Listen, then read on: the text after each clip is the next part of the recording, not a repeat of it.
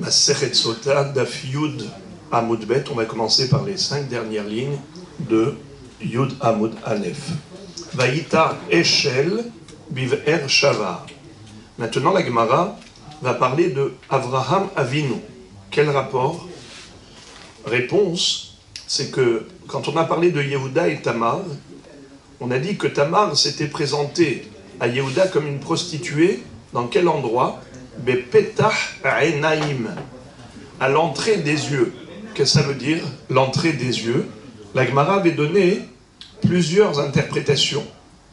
L'une d'entre elles, c'est que dans cet endroit, Avraham Avinu avait installé son auberge pour accueillir les invités. On le sait que dans sa générosité extrême, il accueillait gratuitement et gracieusement tous les passants venant des 4 points cardinaux. Il avait une porte ouverte de chaque côté. Et c'est pour cela que s'appelait Petah Enaim, l'entrée qui attirait les yeux, qui attirait tous les regards. Le regard bienveillant, parce que tout le monde ne parlait que du bien, de la générosité d'Avraham Avinu. Alors voilà comment nous dit la Gemara. Vaïta Eshel Be'er Shava. Avraham Avinu a planté un Eshel à Be'er Sheva. Qu'est-ce que ça veut dire que Eshel? Généralement, on explique que ce sont les acrostiches de 3 mots. Achila, Shetia, Lina. Achila, manger. Shtia, boisson. Lina, c'est passer la nuit là-bas. Ou Lamed, c'est Levaya. Levaya, c'est-à-dire l'accompagnement. Il accompagnait ses invités pour leur montrer de la considération. Alors, la Gemara ici, elle cite une mahloket par rapport à ce Eshel. C'était quoi exactement ce qu'a fait Avraham Avinu pour ses invités? Amar Ish Lakish, Melamed She'asa Pardes Venatabo Kol Mine Megadim. En fait, il avait planté un verger avec toutes sortes d'arbres fruitiers pour gâter ses invités. Ça, c'est Vaïta Eshel. Alors, c'est une marloquette entre Rabbi Yehuda et Rabbi Nechemia. Had Amar Pardes, et Had Amar Pundak. Il y en a un qui dit qu'il a planté un verger, et l'autre dit qu'il a planté un pundak, une auberge. La Gemara demande Bishlama lema de Amar Pardes hainu dirti vaïta, selon l'opinion qui dit que Eshel fait allusion à un verger. Alors je comprends que le verbe de plantation, le verbe planter, a été utilisé, car en effet, les arbres sont plantés. Et là, les mandéamar pundak, maï vaïta, mais celui qui dit qu'il s'agit d'une auberge, comment peut-on parler de planter? On parle de construction, de livnot, pas de lintoa, de planter. Kedirtiv, vaïta, aholé, à pas de no. La Gemara cite un pasouk duquel nous déduisons que même la tente, quand on l'installe et on plante les pieux dans le sol, on emploie le verbe planter. Vaïta, aholé, à pas de no. Voilà la réponse. D'après celui qui dit qu'il s'agit de l'auberge qu'il a construite, pourquoi est-ce que la Torah dit Vaïta Eshel? Eh bien, c'est le verbe planter qu'on emploie même pour la construction d'un chapiteau, d'une tente. Puisque Avraham Avinu avait planté une tente, eh bien, Vaïta Eshel. Il a planté les pieux pour tenir la tente. Puisque nous parlons d'Avraham Avinu, la Gemara cite d'autres versets à son propos. Vaikra Sham Beshem Hashem El Olam. Il a appelé là-bas le nom d'Akadosh Baruch Hu. Il a appelé roi du monde. Amarish Lakish Al Tikre Vaikra et la Vayakri. Melamed Shehikri Avram Avinu Lishmo Shel HaKadosh Baruch Hu Befe Kol Over Vashav. Le Vaïkra, en fait ici, il faut le lire comme Vayakri. Il a fait appeler Hachem roi du monde. C'est-à-dire que tous les passants allaient désormais faire connaissance de Dieu. Il leur a fait admettre le monothéisme, comme quoi il y a un seul Dieu dans le monde. Ketzad, comment il le faisait concrètement? Les ahar chez achlou veshatu amdu levarecho. Après le repas, une fois qu'ils aient mangé et bu, ils voulaient le remercier. Amar lahem vechi misheli achaltem. Avram Avinu leur disait: est-ce que vous avez mangé ma nourriture? Michel Elohé Olam achaltem. Vous avez mangé la nourriture que Dieu a créée.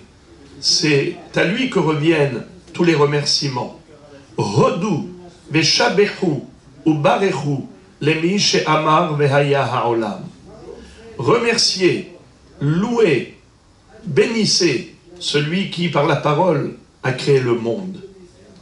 Voilà maintenant la Gemara revient au sujet initial, à savoir Yehuda et Tamar. Vayir'eha Yehuda, vayachsheveha lezona, ki chiseta paneha. Mishum de chiseta paneha, hashava lezona. Yehuda a pris Tamar pour une prostituée. Pourquoi? Le passouk nous dit, car elle s'est couverte le visage.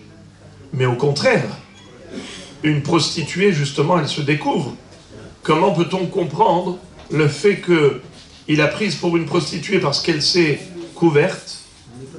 Réponse: Amar Abil Azar, Shechiseta paneha bebet hamiha. De Amar Rabbi Shmuel bar Nachmani, Amar Rabbi Yonatan, Kol Kala, Sheit Senua bebet hamiha, Zocha veyotzin mimena melachim unviim. Qu'est-ce que ça veut dire? En fait, maintenant, Tamar, évidemment, s'était découverte. Elle s'était dévoilée et elle s'est présentée comme une prostituée. Alors, comment comprendre le passouk qu'il ne l'a pas reconnue parce qu'elle s'est couverte le visage? Réponse: c'est que lorsqu'elle était sa belle-fille, mariée à ses deux fils, le premier Er, ensuite, après la mort de Er, elle s'est mariée avec Onan, elle ne s'était jamais dévoilée devant son beau-père. Ce qui veut dire que Yehuda ne connaissait pas sa belle-fille. Il ne pouvait pas la reconnaître. Pourquoi? Parce qu'étant dans la maison de son beau-père, elle était extrêmement pudique. Elle se couvrait le visage. Elle ne se montrait même pas à son beau-père. Donc ça fait que, quand cette fois-ci, elle s'est mise à la croisée des chemins, et elle s'est présentée comme une prostituée justement découverte, il ne savait pas qui était-elle, vu qu'il ne l'avait jamais vue directement. Et la Gemara nous dit que, justement, du fait que Tamar était une fille extrêmement pudique, par le mérite de cette pudeur, elle a mérité de donner naissance à une descendance de Melachim, de rois, et de Nevi'im, de prophètes. On va tout de suite le démontrer. Et donc c'est de Tamar que l'on apprend cela. Kol Kala, Sheitz Noa Bevet Hamiha, toute belle fille qui se comporte avec décence et pudeur et tzni'ut dans la maison de son beau-père, Zocha veyotz'in mimena melachim unvi'im. Elle méritera de donner naissance à des rois et des prophètes. Minalan, de qui l'apprend-on? Mi-Tamar, on l'apprend de Tamar. Nevi'im dirtiv Hazon Ishayahu ben Amoz. Melachim mi-David. Ve'amar Rabbi Levi. Davarze masoret beyadeinu me'avotenu Amoz ve'amatzia ahim havu. Qu'est-ce que ça veut dire? Nous savons que Ishayahu, le prophète Isaïe, son père s'appelait Amoz. Ishayahu ben Amoz. Et l'un des rois descendant de David, s'appelait Amatsia. Et les deux, c'étaient des frères. Nous avons une tradition selon laquelle Amoz et Amatsia, c'étaient deux frères. Donc Ishayahu ben Amoz, le prophète, il descend de qui? De David Amelech, obligatoirement. Puisque Amoz était le frère de Amatsia. Et Amatsia est un roi descendant de David. Donc si Amoz était le frère de Amatsia, et tous les deux descendants de David. Donc c'est la preuve que Tamar, qui a donné naissance à David Amelech, elle a aussi donné naissance à Ishaya Hannavi, le fils de Amoz. Par quel mérite? Par le mérite de sa pudeur. Parlant toujours de Tamar, la Gemara cite un autre verset à son propos. Himutset lisaref. Vous vous rappelez, lorsque Yehuda avait jugé Tamar, qui avait trahi, en quelque sorte, Sheila, puisqu'elle était réservée à Sheila. Elle s'était mariée avec Er, après la mort de Er avec Onan, normalement elle devait se réserver à Sheila. Mais quand elle a vu que Yehuda ne lui donnait pas Sheila en mariage, parce que Béhémet, Yehuda avait très peur qu'elle soit à l'origine de la mort de ses enfants. Il s'est dit, elle est peut-être Isha Katlanit, car Yehuda ne savait pas que c'était parce qu'ils perdaient leurs semences volontairement, Er et Onan, qu'ils ont été punis. C'est pour ça qu'ils sont morts prématurément. Alors il ne lui a pas donné Sheila. Qu'est-ce qu'elle a fait? Elle a dit, eh bien, tu ne veux pas me donner ton fils Sheila pour faire Iboum? Elle s'est dit, eh bien, elle va faire Iboum avec son beau-père. Avant Matan Torah, n'importe quel membre de la famille était habilité à faire Iboum pour donner une, comment on appelle ça, une continuité au défunt. Que le défunt puisse avoir une pérennité de son souvenir, c'est que le fils de sa femme porterait son nom. Alors elle a dit, je vais faire Iboum avec Yehuda. Mais elle n'a pas été directement le solliciter. Elle s'est présentée à lui comme une prostituée. Donc lui, au début, il avait dit, Hotsi Uha Vetisaref. Elle a dit, lui, Yehuda, a tranché et a prononcé le verdict, la sentence, en disant, envoyez-la au bûcher, au feu. Elle, qu'est-ce qu'elle a dit? Dites-lui que je suis tombée enceinte du propriétaire de ces trois éléments, ces trois objets. C'était ce qu'elle avait pris en gage. Alors regardez ce qui est écrit. Himutset lehisaref. Himutset, elle était en train d'être sortie pour aller au bûcher. Veishalha el hamiha les morts. Elle a envoyé dire à son beau-père, les ish asher elelo anochihara. Je suis enceinte du propriétaire de ces objets. Va Tomer, et elle lui a envoyé dire, Akerna, reconnais s'il te plaît, Lemi ahotemet ve'apetilim ve'amateha ele. À qui appartiennent le seau, les fils, les franges, et les fils, et le maté et la canne. Alors, c'est là que Yehuda va dire, Tzatka mimeni. Oui, elle a raison. Mimeni, c'est de moi qu'elle est enceinte. Donc elle n'a pas trompé la famille. Alors la question de la Gemara. Himutset, elle était en train de sortir, c'est-à-dire qu'on la faisait sortir. On aurait dû dire Himitotset et non pas Himutset. Pourquoi il est écrit Himutset au lieu d'écrire Himitotset? Mitotset mibaile. Si on parle de sortie, il faut rajouter un tav. Réponse. Amar Abil Azar. Le ahar shenimtseu simaneha basamael verihakan ba Gabriel ve Kirvan. C'est-à-dire, Ici, le mot Moutset, ça veut dire qu'on la faisait sortir, peut être lu comme Himotset. Motset, c'est-à-dire elle a trouvé. Elle a trouvé quoi? Les 3 objets qui étaient le gage qu'elle avait pris de Yehuda. Le maté, les pétilim et la chotemet. Or, qu'est-ce que voulait le Satan?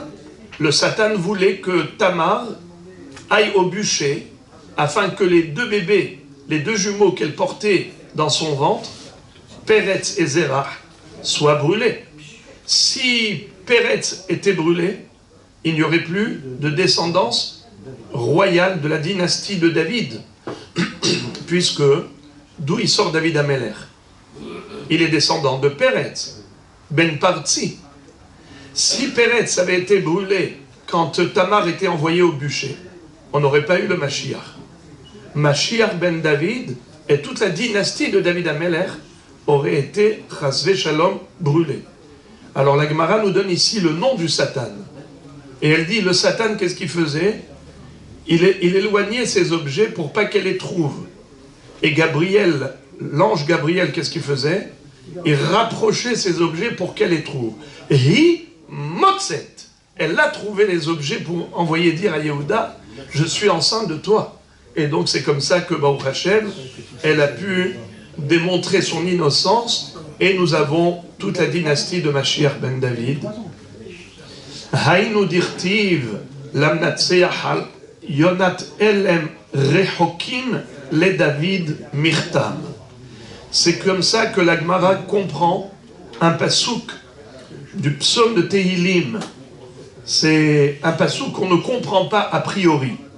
On parle de la colombe muette.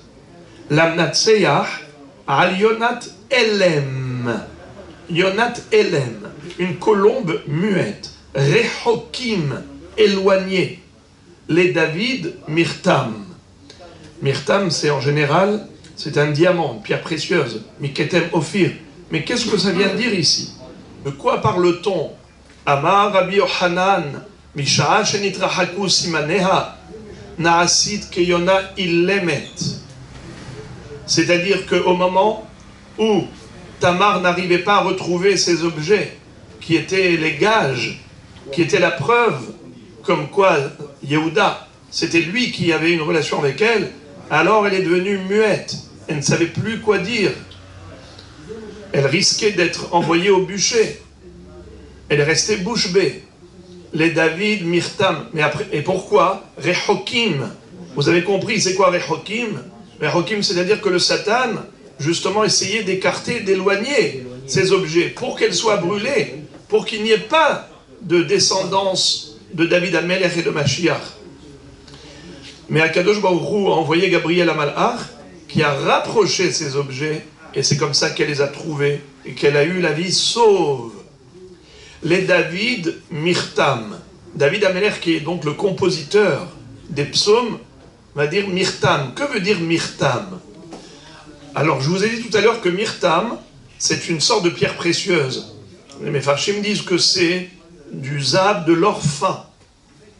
Il y a plusieurs Pérouchim. Rashi dit que Mirtam, ça fait allusion même à une sorte de musique, un instrument musical, une façon plutôt de chanter. Il y a plusieurs explications, mais la Gemara donne un pirouche fabuleux. Et elle dit que c'est la contraction de 2 mots. Mirtam, sheyatsa mimena David, shehaya mach vetam la kol. Eh bien, elle a mérité de donner naissance à David Améler, qui lui était un homme humble. Mach, ça veut dire namour, quelqu'un qui se rabaisse. Vetam, et qui était intègre, et qui était dans sa relation avec les gens parfait. Tam la kol. Davar acher mirtam, shehaïta makato tama, shenolad keshehu mahul. David Améler est né déjà circoncis. Généralement, lorsqu'on fait la circoncision, eh bien, il y a une maca, jusqu'à ce que ça cicatrise. En attendant, il y a une plaie. Mais la plaie de David, elle était parfaite, c'est-à-dire qu'il n'a pas eu besoin de couper pour être circoncis. Il est né circoncis. Makato, Tama. Davaracher, troisième interprétation du mot mirtam. Keshem shebekatnuto hiktin atzmo etzel mi shegadol mimenu lilmod Torah kach bigdulato hiktin atzmo. C'est-à-dire, lui, David Amelech, était d'une humilité exemplaire. Il se faisait petit pour aller apprendre chez les grands. À chaque fois qu'il pouvait apprendre de la Torah chez un Talmid Chacham, il se comportait comme un jeune élève et il se mettait là pour apprendre, pour écouter. Eh bien, David Amelech était Martam, c'est-à-dire depuis le début de sa vie jusqu'à la fin, il a conservé ce caractère d'humilité, jamais d'orgueil. Vehi shalha el hamiha lemor, leish asher elelo anochi hara. On revient donc à Tamar, qui a envoyé dire à Yehuda, je suis enceinte du propriétaire de ces objets. La Gemara pose la question, pourquoi elle ne lui a pas dit ouvertement qu'elle est enceinte de lui? Vetemale mimar, qu'elle lui dise clairement. Amar Rav Zutra bar Tuvia Amar Rav, Ve'amrela Amar Rav Hana bar Bizna Amar Rabbi Shimon Hasida, et d'autres disent que c'est qui est l'auteur de l'enseignement suivant. Ve'amar la Amar Rabbi Yochanan Mishum Rabbi Shimon bar Yochai, c'est Rabbi Yochanan qui a relaté l'enseignement de Rabbi Shimon bar Yochai. Noach lo la Adam, sheyapil atzmo letoch kivshana esh, ve'al yalbin pene havero barabim. Mieux vaut pour l'homme qu'il soit jeté dans une fournaise ardente plutôt que d'humilier son prochain en public. Minalan, de qui l'apprend-on? Mitamar. Tamar a préféré se faire jeter dans le feu plutôt que de le froisser en public en lui disant mais de qui je suis enceinte? Tu m'envoies au bûcher, mais c'est toi qui m'as fait tomber enceinte. Elle ne lui a pas dit ça. Elle a envoyé les objets. Et elle a dit, s'il reconnaît de lui-même, très bien. S'il refuse de reconnaître parce qu'il a honte de reconnaître en public, moi je ne lui ferai pas la honte en public. Je préfère me faire jeter dans la fournaise ardente.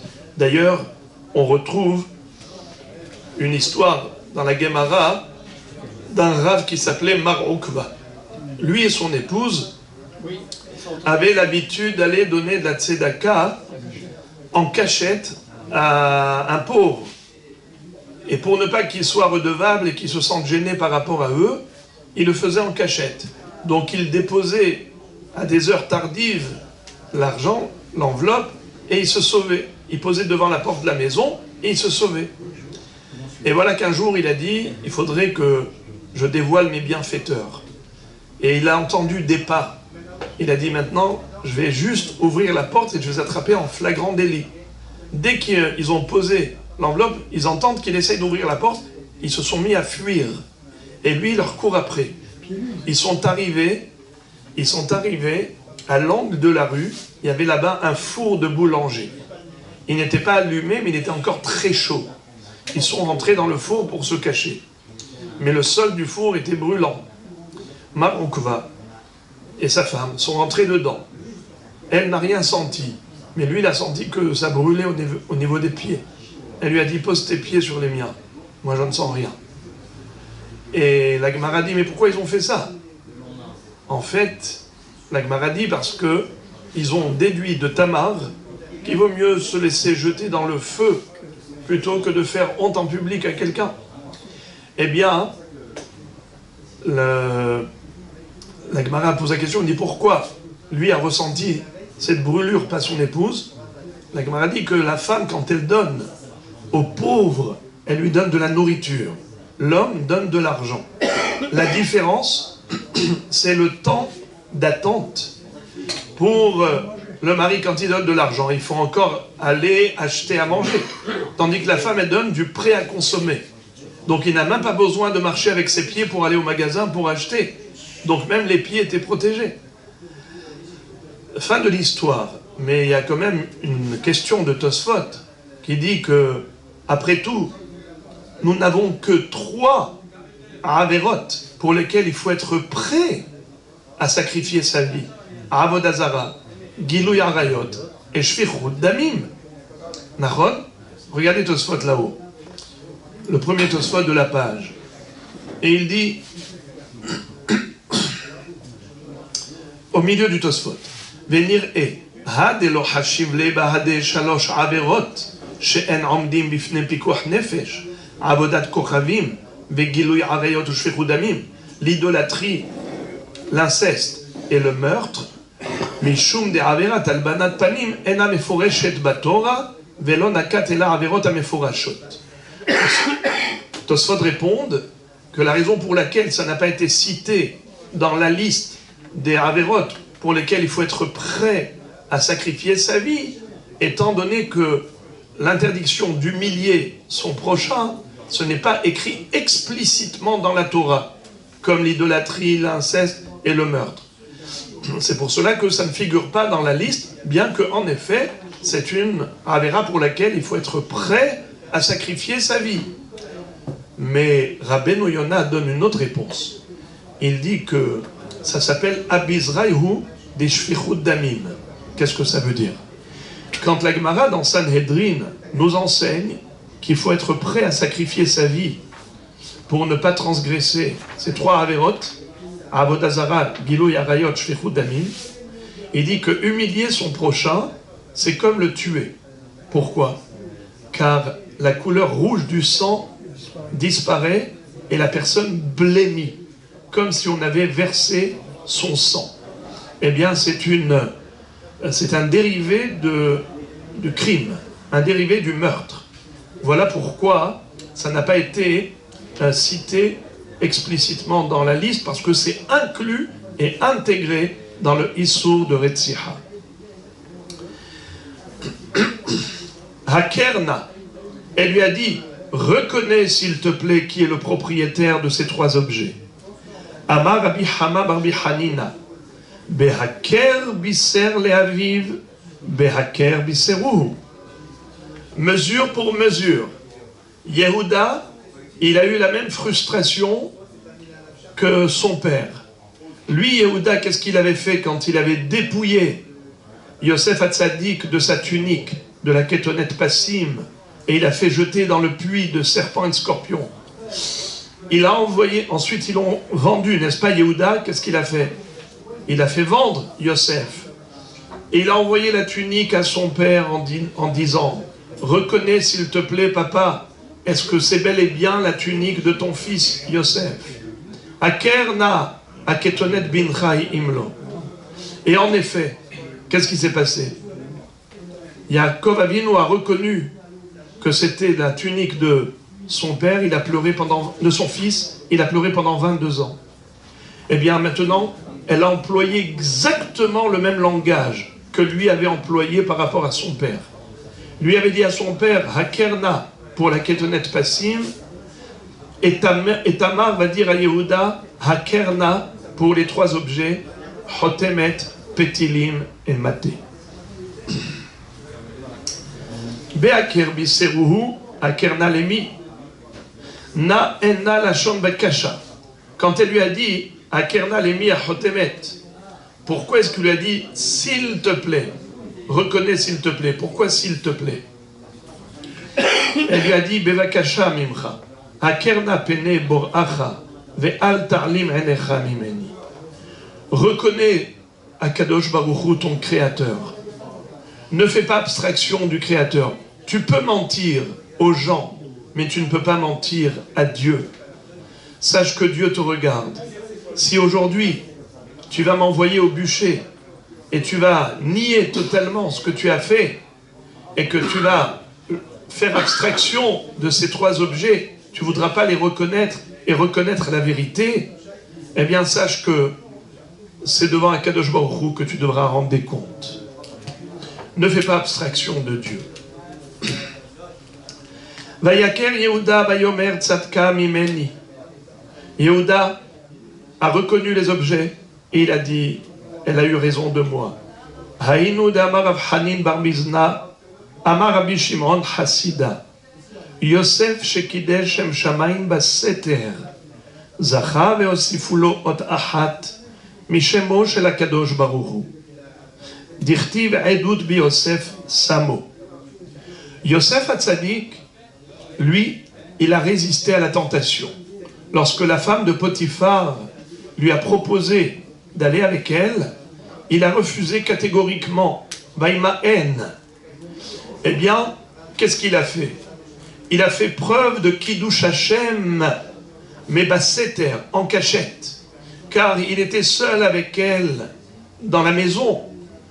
Mais comme il a dit, Hashem est présent, je ne suis pas seul, Dieu me regarde. Ah, donc il a fait un Kiddush Hashem.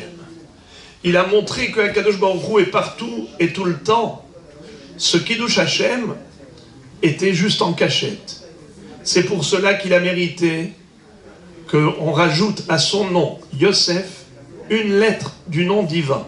Comment ça s'écrit Yosef? Yud, Vav, Samer, P. On a rajouté la lettre He. Yud, et He, et Vav.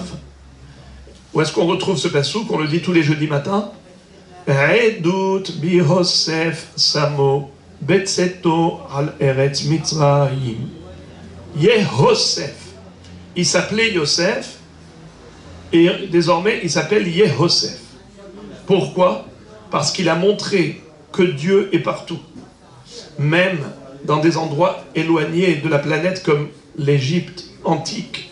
Et dans une maison perdue là-bas, il était avec une femme seule, il a dit non, Akadosh Baruch Hu est présent.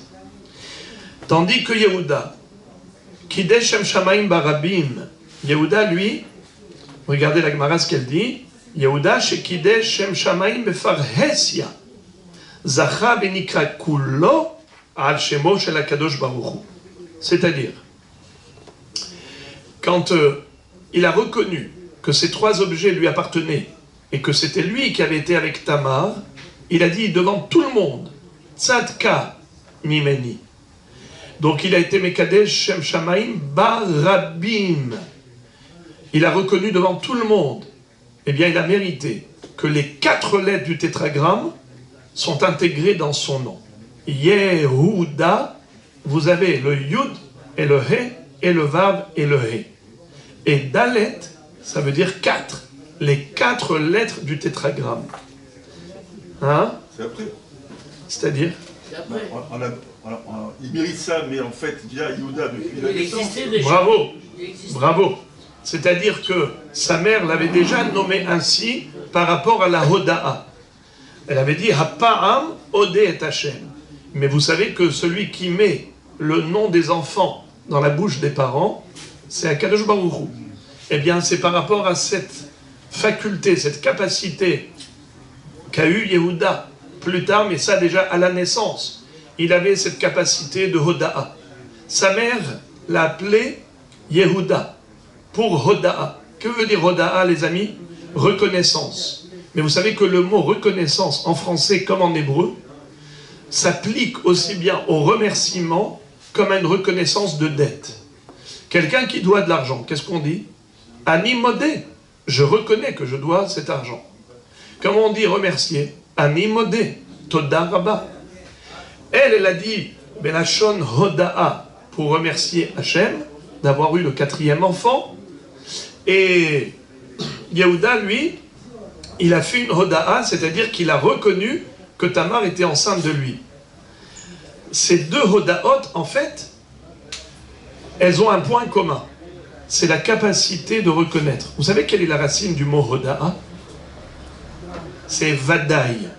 Vadaï qui veut dire certitude. Je reconnais avec certitude. Quelqu'un qui reconnaît, qui est capable de reconnaissance, eh bien il est capable de reconnaissance en tant que gratitude, et il est capable de reconnaissance en tant que reconnaissance de dette. C'est un homme loyal. C'est quelqu'un qui reconnaît ce qu'il faut reconnaître, que ce soit à titre de remerciement ou à titre de devoir. C'est ça ce que la maman, en lui donnant le nom de Yehuda, il y avait les 4 lettres du nom d'Hachem qui étaient intégrées dans son nom. C'est ce qui correspondait à sa Hoda'a au début, mais ce qui correspondait à la Hoda'a à la fin, mais Hoda'a non pas dans le sens de remerciement, mais de reconnaissance de ce qu'il a dit à Tamar, je reconnais que tu es enceinte de moi. Kevan shehoda ve'amar tzadka mimeni, yatzta bat kol ve'amra, ata hitzalta tamar ushne baneha mina ur, hayecha shani matzil bizchutcha, shelo shami baneha mina ur, maninhu, Hanania, Mishaël, Vahazaria. C'est extraordinaire. Au moment où Yehuda a reconnu qu'elle était enceinte de lui, il a sauvé 3 âmes. L'âme de Tamar et de ses 2 jumeaux. Akadosh Baruch Hu a dit à Yehuda, tu as été à l'origine du sauvetage de ces 3 enfants, eh bien moi je sauverai grâce à toi 3 de tes descendants. C'est qui? Hanania, Mishaël, Vahazaria, qui avait été envoyé et jeté dans la fournaise ardente par Nebuchadnezzar, Nabuchodonosor, et ils sont sortis de là, indemnes, sains et saufs, n'est-ce pas? Ils se promenaient dans la fournaise. Grâce à qui? Grâce à qui ils ont été sauvés? Grâce à Yehuda. Comme Yehuda a sauvé du feu 3 Nefashot, ainsi, Kadosh Baruch Hu a sauvé 3 Neshamot. C'est enfant, mais c'est pareil. Nachon. Mais il aurait pu faire dire celle-là, elle les a eues avec quelqu'un d'autre. C'est ce qu'il aurait pu comment on appelle ça, se débiner, en essayant de faire abstraction de la réalité, en disant non, certainement elle m'a trompé, elle a trompé la famille, les a eues avec quelqu'un d'autre. Mais non, il a reconnu. Tzadka mimeni mina yada. La Gemara pose la question, d'où savait-il qu'elle était enceinte de lui? Mais peut-être que, même si elle lui a envoyé les 3 gages, n'est-ce pas? Mais peut-être qu'en tant que prostituée, elle a eu des relations avec des hommes divers et variés. Et peut-être qu'elle est tombée enceinte d'un autre homme. Qui dit qu'elle est enceinte de lui? Car une prostituée, elle va avec n'importe qui. Elle est partie aujourd'hui avec Yehuda, mais peut-être que hier elle est partie avec un autre, et peut-être le lendemain elle est partie avec un autre. Qui dit qu'elle est tombée enceinte de Yehuda? Qui pense comme ça? C'est la question de la Gemara. Ben Yehuda, il ne peut pas penser ça, c'est sa belle-fille.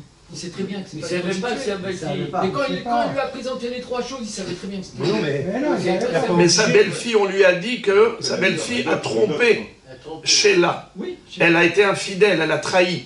Ça veut dire qu'elle a été avec quelqu'un d'autre. Oui.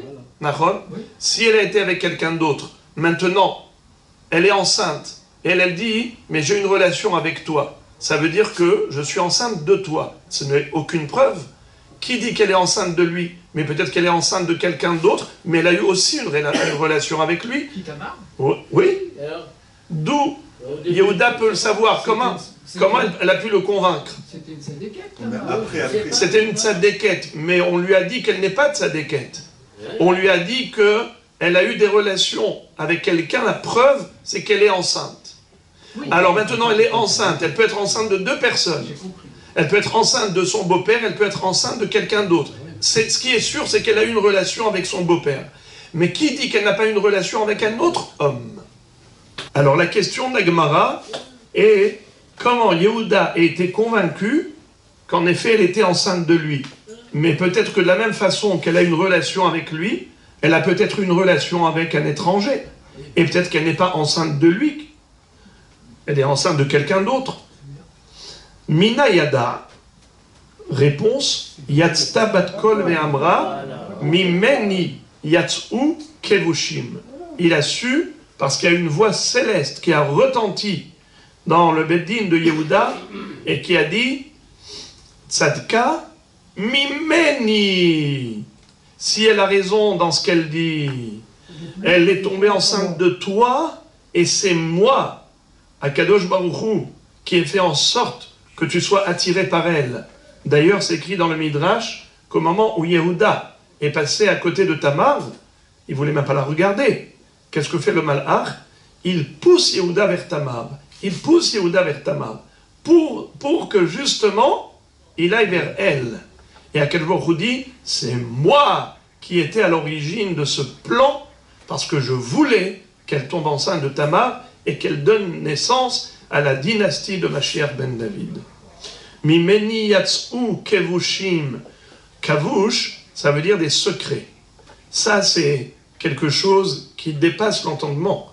Ça, c'est quelque chose qui fait partie des secrets du monde, des secrets divins, que Mashiach ben David, que toute la dynastie de David Amelech sorte justement de cette relation entre Yehuda et Tamar de cette manière.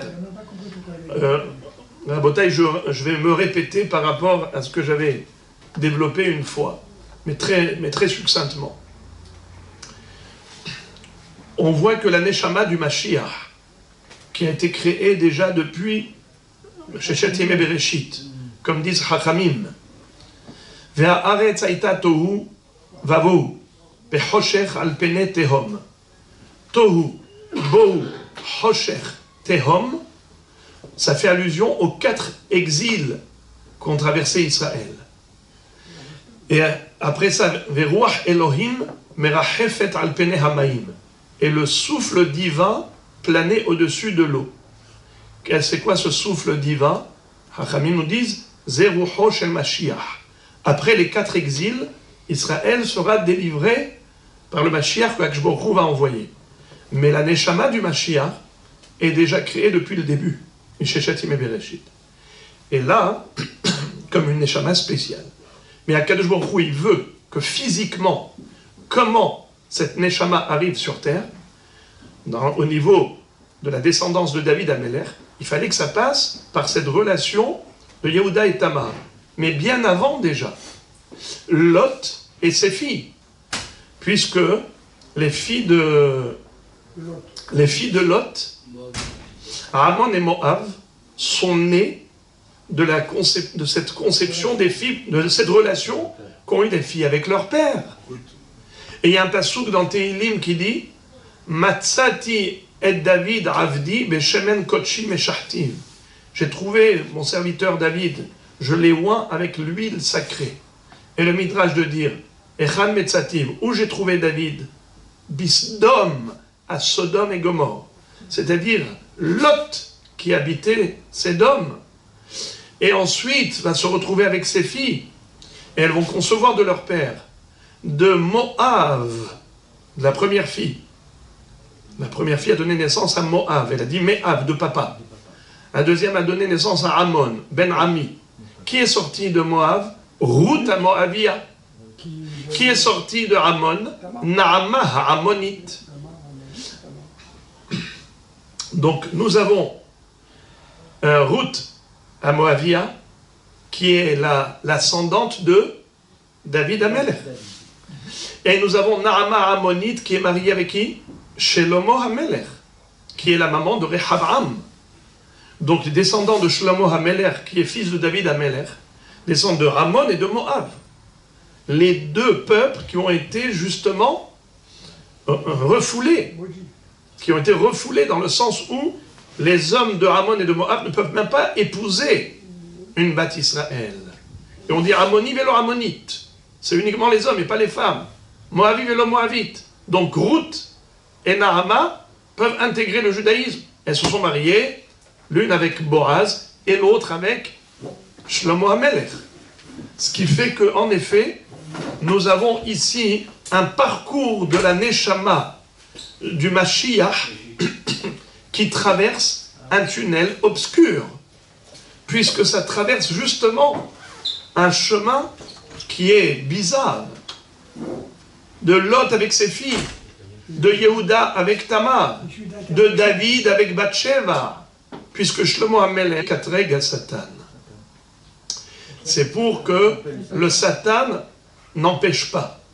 Vous avez vu tout à l'heure qu'est-ce que la Gemara nous a dit. On n'a pas l'habitude de prononcer les noms, mais je le dis parce que la Gemara l'a écrit. Samael Merachek, Gabriel Mekarev. Au moment où elle voulait envoyer ses objets, ses gages à Yehuda pour ne pas se faire brûler, qu'est-ce que faisait le Satan? Il faisait en sorte qu'elle ne trouve pas ces objets, pour qu'elle se fasse brûler, pour que justement Mashiach ben David n'arrive jamais. Eh bien, Akadosh Baruch Hu, qui protège Israël, a envoyé l'ange Gabriel, qui lui a ramené ces 3 objets. Et c'est comme ça qu'elle a eu la vie sauve, et qu'elle a sauvé les 2 jumeaux, Péretz et Zérah, David Améler qui descend de Péretz. En tout cas, nous voyons la difficulté, combien le Satan empêche la Géoula. Et dans chaque génération, il y a un potentiel de rédemption.